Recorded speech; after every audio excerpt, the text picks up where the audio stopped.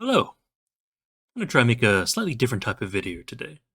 I'm a bit of a yapper. I like talking about things in general and game design and philosophy, so I kind of wanted to talk about Altered a little bit more in depth, more than just side tangents in my normal videos.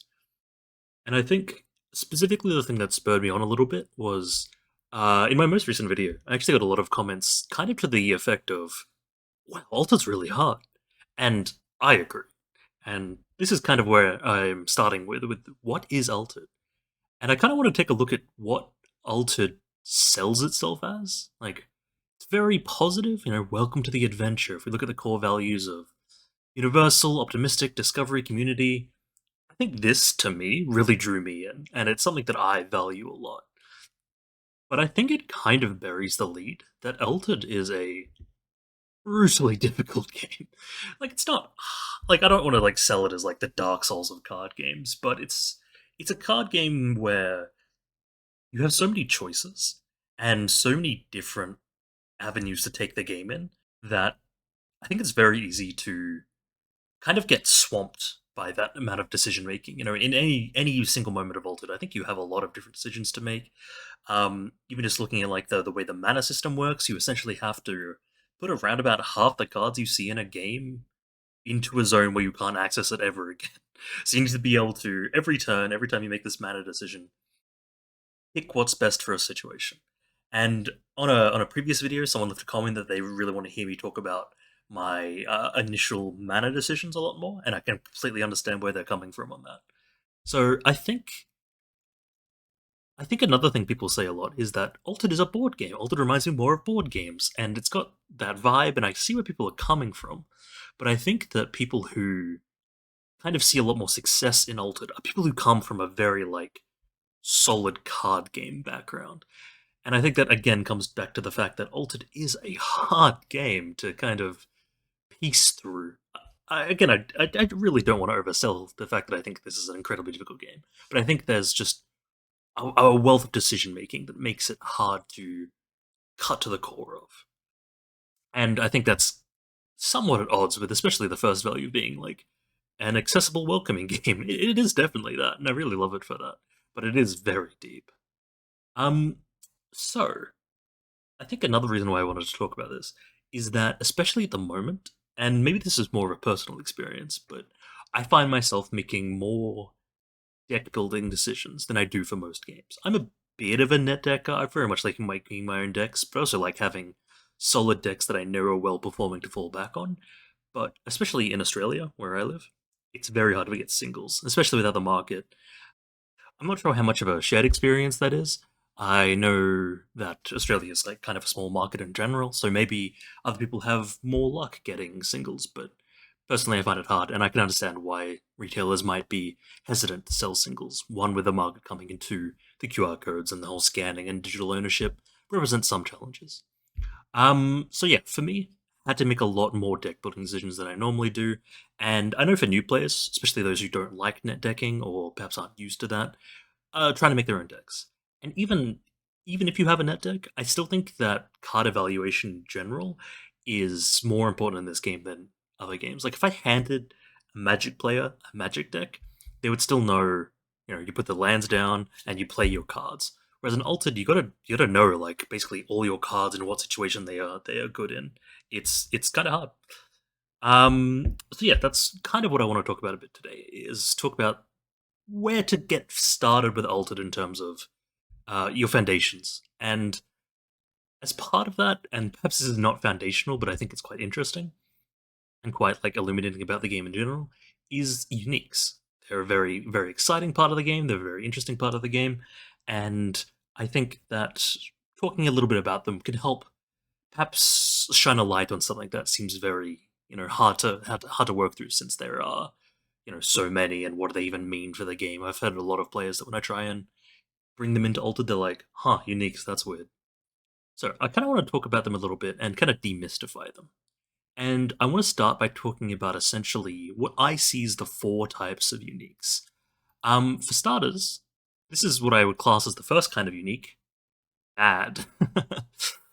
Specifically, like if you look at what the base card does, and the rare card as well, it's just not that interesting. Like for your unique slot, you're getting compared to the base level, uh, kind of the same stats in a different allocation, same mana cost, and you're getting this one effect, which is you can discard a card from reserve to return a card from reserve to hand. So you're actually like losing a card. It's not a very good card. Now, the reason why I want to bring this up as the first type of unique is because I think it's just important to know that a lot of uniques are bad. There's a saying in Magic, which is you need bad cards to show good cards, and I think that's true for a lot of uniques. Um, Whether I think that's particularly exciting design, I'm not sure. I think it can feel bad that you like imagine you're new to the game, you open a new pack, you get a new unique, and someone's just like, "That's terrible." Whether that's a good experience or a bad experience, I think it's important to know that a lot of uniques are just bad. The second type of unique I want to talk about are replacement uniques. I think replacement uniques are very interesting. So if I bring up the base level Lyra Chronicler and compare it to this unique Lyra Chronicler, in a lot of ways the unique is kind of worse. Like it's a 3 mana 3/3/3 as opposed to a 3 mana 4/0/4. It's kind of worse stats. It costs one less to play from reserve. It does have this quite cool effect where when you play it, when it goes to reserve, you create a brass bug, so it kind of has a reason to make up for those stats. But the one thing I want to point out that I think is very critical about this card is that both of them resupply as a support effect. This discard from reserve effect. Now, the reason why this is important is because in the deck you play this in the uh, Treston Rossum resupply chain deck, you're mostly playing it for just the fact that you can discard it from reserve to resupply. It gets you a free counter in your deck, it keeps it going. And that's why I classify these kind of uniques as replacement uniques. Because if you can think of it like this, if you want, you can play this unique over this rare and get roughly the same effect. Now, if you do that, you free up a rare slot at the cost of a unique slot, and you can play another rare. Now, what that essentially means is that you can play a deck with 18 rares in it, 15 rares, and then 3 uniques, which are basically just copies of a rare you have. And I think that's very valuable. I think that's a very solid, decent way to build a deck. If you have a couple uniques that are just kind of better or very similar to rares, I think that's a very good place to get started. And I think, especially when you're trying to make decks in this game or like copy existing decks, rares like that are very valuable because it's quite hard to think about. Like when you see a net deck and you see it has 3 uniques in it, and you obviously can't copy those uniques. What do you do? And I think having these unique slots that you can just replace rares with and include more value rares, I think is a good place to start with that. Now, talking about something perhaps more approachable and more understandable is just value rares. This is a unique value unique. Sorry, this is a unique I have that I just consider quite good. Um, no, this is not the correct unique. Sorry, this is the unique that I'm talking about. This is what I consider my best example of a value unique. It's got a lot of text on it, but it just creates a lot of stats. For 2 mana, you get a 1/3/1, which is fine, and then when it goes to reserve, you create a recruit, so it's essentially 2/4/2 for 2, which is quite good stats, albeit spread over 2 turns. And then when you replay it, you may sacrifice a token, such as the one you create in the first reserve instance, and then you create 4 total recruits. So for 4 mana, you're getting a 5/6/5, 5/7/5. Sorry, I'm very bad at maths. That's just very valuable, very powerful, and I think a lot of people's uniques are going to fall into this camp. I think a lot of people are just going to open random uniques, and a couple of them are going to be really good, and you're going to want to put those into your deck. And that's another very valid, very fine approach when it comes to uniques. Um, I think most people, again, are going to just kind of grab a net deck, take out the uniques, because obviously you can't bring those, and then just put in 3 of their uniques that are in color and are good. I think that's fine. I think it's important to understand why these uniques were there in the first place, however, because, and that brings me to the fourth type of unique, is what I like to call like effect hunting uniques. Now, here is a deck list from the recent 1000 player tournament that happened. So it has 3 copies of the unique jellyfish. Now, only one of those are translated. Let me get up the other 2 just so you can see them quickly. And the thing you might notice about all three copies of this jellyfish is that they have that first line of text. You may sacrifice me. If you do, you may return a card from your reserve to hand. Now, that's on all three of them. The first one is from hand, but it doesn't matter.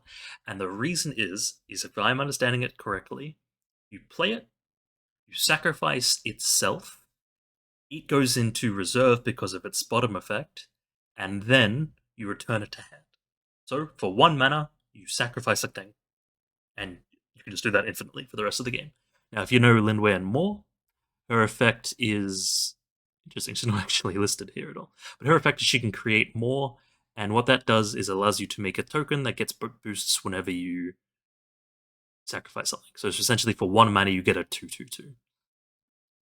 Now, you notice that that seems quite powerful, and the deck kind of concedes to that by running 3 uniques that are all the same. Essentially, they're creating a not a new card, but a kind of unique card to this deck only, and you run 3 copies. They all do the same thing. They're all 3 mana. Sorry, they're all 1 mana to sacrifice it. Now, I think this is quite important to identify with certain decks, because if you're going to make a Linway and more deck, you need to find 3 Moonlight Jellyfishes with that effect. How hard is that going to be? I think we'll see with the marketplace. I think we will see, especially early on in the marketplace, that we identify certain effects, like this jellyfish effect, and they're probably going to be the kind of effects that are sought after a lot, is that these effects that you just want to shove 3 of into your deck. Now, the reason I bring this up the most is because, let's say you want to make this Linway and more deck, and you have 3 generically good Ysmir uniques. If you put them in this deck over these jellyfishes, you're going to get a different experience from what this deck expects. And I think that's important to know. That's why I classified this as the 4th type of unique, is that it's essentially an effect that you're hunting after. You just want the same effect 3 times as your unique slot. So, just to recap, 4 types of uniques. There are just bad ones. There are the value ones, which are just, generic good cards that you want to put in a lot of decks because they're good. But keep in mind that they can decrease a deck's synergy. And if you're wanting synergy, then you get these effect hunting ones where you just want to hunt for the same effect on 3 separate uniques. And finally, there are the replacement ones, which are just direct copies of a unique that all do the same thing, and you can just treat them as if they're the rare slot, so you get 3 extra rare slots. I think that out of those 4 types, the thing that I want to keep my eye on the most is effect hunting. I suspect, and I don't know, I have not taken the chance to look through these deck lists, but I suspect we're going to see a lot of this in the future, is essentially decks running 3 uniques that are all actually pretty much identical. Like, all of these jellyfishes are functionally identical, even though they are uniques, even though they have a lot of different text on them. They all just have that one same line of text, which is sacrifice me, return me. Anyway, enough of that. Let's move on to the next topic I wanted to talk about, which is card evaluation. And I want to bring up a case here about permanents, because I think permanents are one of the most interesting card types in the game from a evaluation perspective. I think it's very easy to evaluate a permanent too high or too low. So I want to talk about Ouroboros Lyra Bastion. I think this is a card that is very divisive. If we look at the rare version, it all it does is it becomes 1 cheaper. It's a 3/3 instead of a 4/4. This card is very divisive because I think it's very easy to view this card as doing nothing. All it means is when you roll a dice, you roll 1 extra dice and discard 1 of them. So you have more chance of rolling a better result. Now, that to me is not worth 4 mana at all. But I've heard a lot of new players get into the game and think, wow, that's amazing. I can suddenly roll dice all the time and be pretty certain I'm going to get the effect I want. I would love that. And I think that sentiment is a sentiment that comes up a lot in Altered, is that I would love that effect. Now, I would also love this effect, but I don't want to pay for this effect. I don't want to pay for it in mana. I don't want to pay for it in drawing the card. I don't want to pay for it in deck slot or rare slot if I'm running the rare version. And all of those things lead me to make the decision that this is a bad card. I would maybe play this if it cost 1 mana, like this Kellan Cylinder does, but I'm not paying 4 mana for this. I think that one of the most important things in this game is tempo and constantly competing with your opponent for board position, blocking them, getting your own advancements. I think taking a turn off to play Lyra Bastion is a game losing decision. And I think there are a lot of these effects in Altered, and I think the things you need to keep in mind are the things that make this card bad. Is this effect might be good, but is it worth the mana, the deck slot, the card draw required to get that card into your hand, the rare slot if you're running it? Those four things you need to consider a lot when making decks, deciding what to play in the moment. Like if I ever drew this into my hand, like I did a lot when I was playing the starter deck, instantly into mana every time, no question. And I think that kind of comes back to what I was saying earlier, which is even if you don't want to make decks, having good card evaluation skills is really important in Altered. So yeah, just keeping those four principles is: was it worth the card draw? Was it worth the mana? Was it worth the card deck slot? And was it worth the res slot if that matters? And I think all those four attributes come together to form what I consider tempo.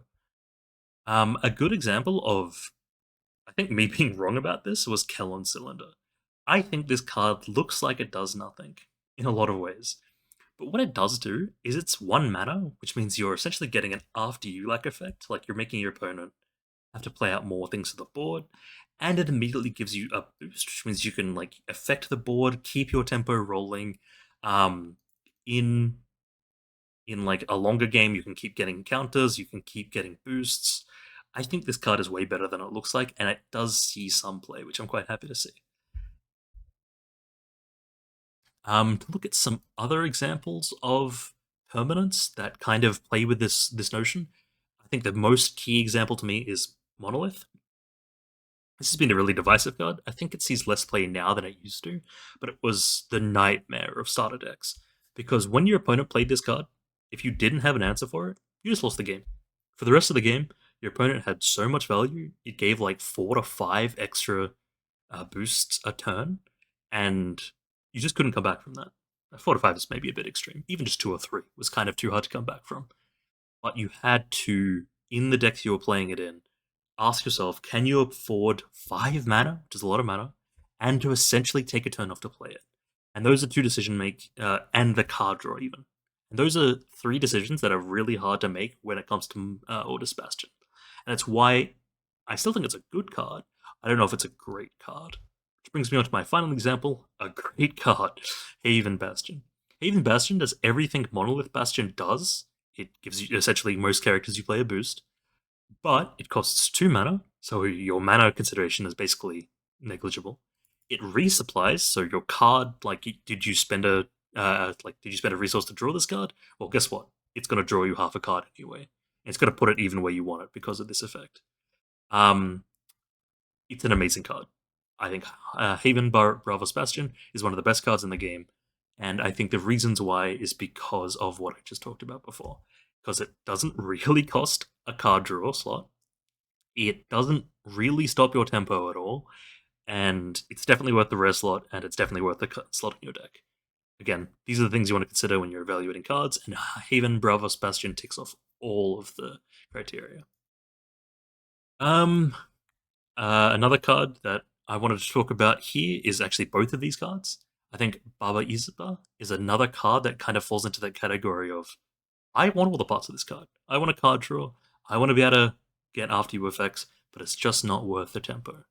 Now, on the flip side, Baba Yaga herself is an amazing card. I really like Baba Yaga because she gives you stats, she contests the board, she draws you a card so she doesn't cost the resource. She's amazing. I think she's definitely worth the rare slot as well because while it looks kind of innocuous, the 2 points of power let you contest the board so much better with her. And again, in a game all about tempo, contesting the board is very important. And just to round this out, I think talking about this list of cards here is really important. I don't know if you've seen this article, but it's basically a tournament review from the massive tournament that was held recently. Same one I got those deck lists from earlier. And I think Honestly, I'm so happy they gave us this. This is amazing meta analysis. It goes through the breakdown of factions, cards, top eight. But the thing I wanted to focus on the most was the most played cards per faction. Now, immediately, you see the two Bravos Assassins at the top and the Baba Yaga, which I've already talked about. Now, the other one here that I haven't talked about yet is Aloe Vera, but you'll see the same things here. One, place of the board. Two, it gets like because one of it's just a creature, so place of the board. Two, it gets anchored, so place of the board this turn and next turn, and it resupplies, so it's giving you card advantage. It ticks all the boxes in terms of why you want to play it: tempo, board, and card advantage. And because of that, it makes it worth the deck slot and the resources to play it. Baba Yaga, another one we talked about, and Helping Hand. It's kind of an interesting one. I think this is mostly because of the decks that wanted to play it, but again, you can consider the loser's fleeting clause as kind of like a resource gain. Funnily enough, apparently it's so good that it gets counted as a common for what appears to be Bravos in the most played common cards per faction. It's a bit unfortunate. I was actually really curious what the most played Bravos card was, but I guess we don't get to see that. These common cards are a lot more interesting. Again, I think you see a lot of the same notes here, though. You see card advantage from Ozma. You see kind of the inverse of card advantage, which is card disadvantage for your opponent, in Tinkerbell and Tooth Fairy, both being sabotage effects.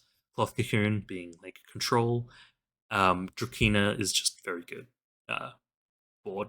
I don't even think Drakina is actually that good, but I just think that Muna is kind of just wanting effects like this, things that anchor themselves to the field. So, anyway, been talking for a while now. Hopefully, I'll try and wrap this up. Hopefully, you enjoyed this. If you did, let me know because I love yapping, but I realize that listening to me talk isn't for everyone, and I'm also I'm just a guy. I'm not that good at Altered. I'm not that experienced, but I think that a lot of players are kind of struggling at the moment to kind of rock Altered as a whole. I think for me, if I can help there at all, I would love to because I love this game, and the more people I can introduce to it, keep in the game, that makes me very happy. Um, don't worry, I'm still gonna release my normal deck playthrough videos. I just wanted to have this one as kind of a special feature. Um, I hope you enjoyed, and I hope you have a good day. Thank you very much for listening through to the end. If you did.